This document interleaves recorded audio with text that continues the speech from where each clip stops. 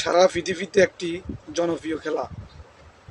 এই খেলা আমি আপনি সবাই পছন্দ করি, কিন্তু দেখেন, পছন্দ করি এটা ভালো কথা, আমরা কাকে সাপোর্ট করতেছি?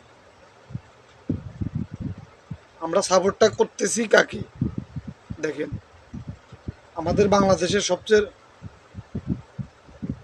বেশি ফুটবলের দর্শক হলো আর্জেন্টিনার, তারপর স্থান হলো ব্রাজিল। তো অনেকে বলবেন যে আপনি কি বুঝাইতে চাচ্ছেন, কি বলতে চাচ্ছেন? আমি বলতে চাচ্ছি,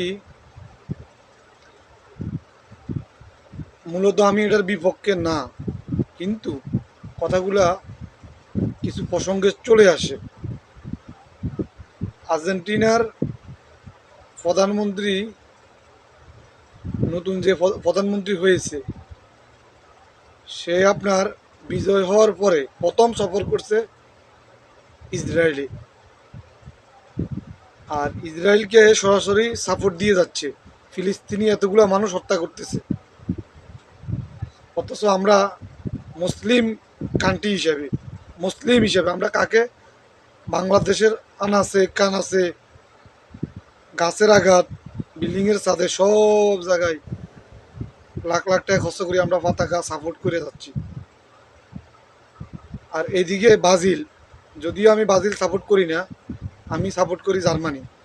আমি আর্জেন্টিনারও সাপোর্ট করি না, ব্রাজিলও সাপোর্ট করি না, আমি জার্মানি সাপোর্ট করি।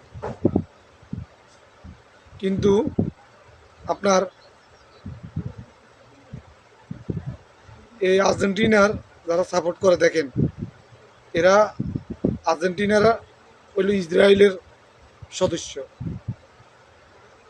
কারণ এই যে ফিলিস্তিনি হাজার হাজার মুসলিমের উপরে অত্যাচার, নিরহ বাচ্চাদেরকে মারতেছে ইসরায়েল, এটা সমস্ত অর্থদাতা ইসরায়েল।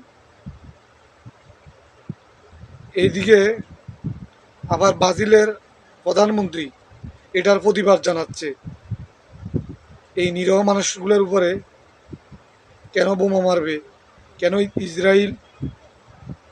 ইসরায়েলের সম্পূর্ণ অর্থ দিচ্ছে আর্জেন্টিনার আর যুক্তরাষ্ট্র। আমি একজন মুসলিম নাগরিক হিসাবে আমি আর্জেন্টিনার সাপোর্ট থেকে বিরত থাকব। আপনারাও এই সাপোর্ট থেকে বিরত থাকবেন। ধন্যবাদ সবাইকে।